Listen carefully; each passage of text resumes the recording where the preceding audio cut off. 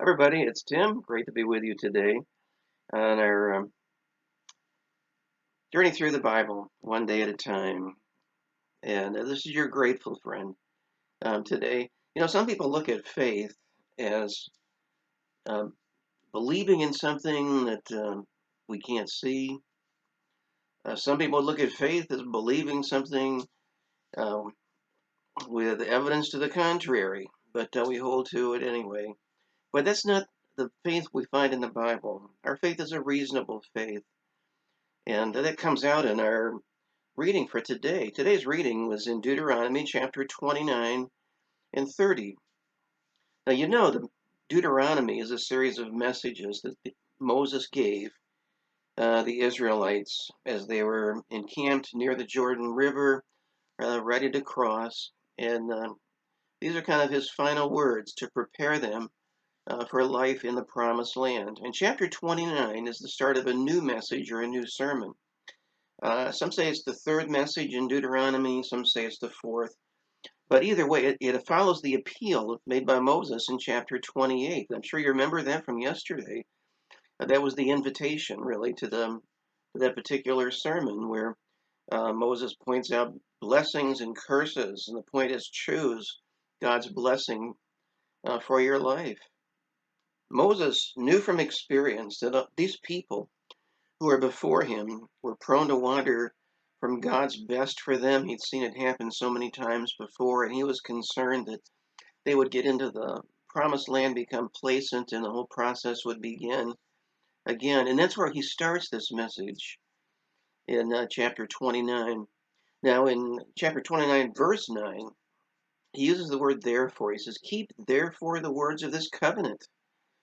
And as it always does, the word therefore refers back to some of the things he said before. In this case, in chapter 29, it refers to the things that the Israelites had seen God do.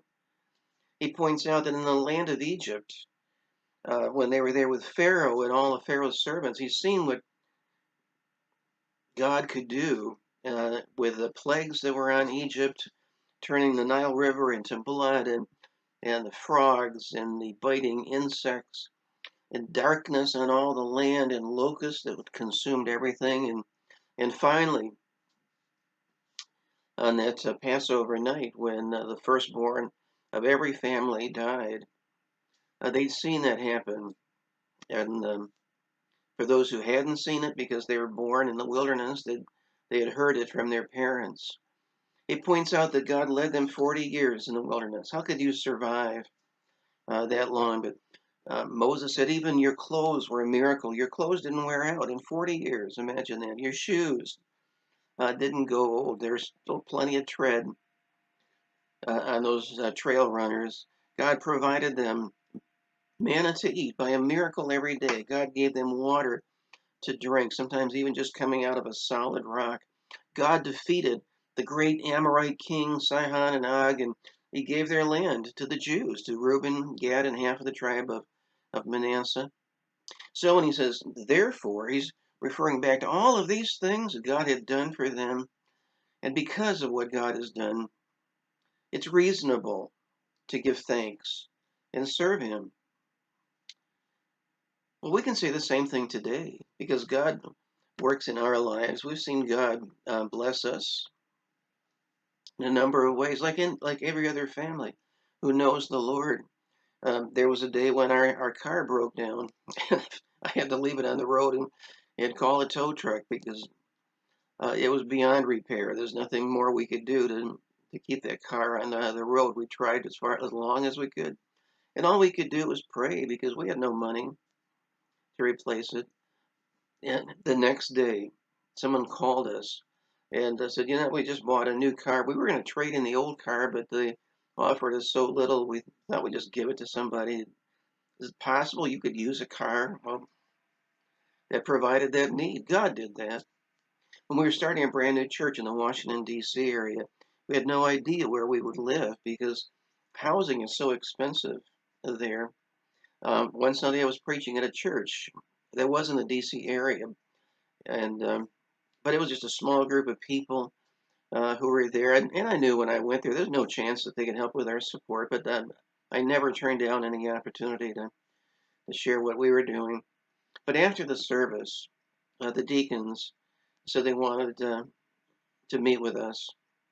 And they said what we already knew. They said, we don't have any money to support a missionary, but what we do have is an empty parsonage. Their pastor had his own house. He was also a lobbyist in Washington, D.C., so um, that was taken care of, and that this parsonage was sitting empty. They said, it's yours if you want it. And God met that need that we had. We moved into it, and that's how we started our church there in the D.C. area. You know, when we see God work in our lives, though, and that's just me. I know if you know the Lord, there are things that God has done for you that are so amazing, like that. But the only reasonable thing to do when we see God working in our lives is to thank Him and serve Him. Oh, but there's even more than that, much more. You know, when you read the first 11 chapters of Romans, the Apostle Paul tells the story of everything God has done for us. He left the glory of heaven. He became a man. He died on the cross to save us. He made us His children. He lets nothing separate us from His love. And after 11 chapters of describing one thing after another that God has done to save us and to keep us, that's when he begins chapter 12 with that word, therefore.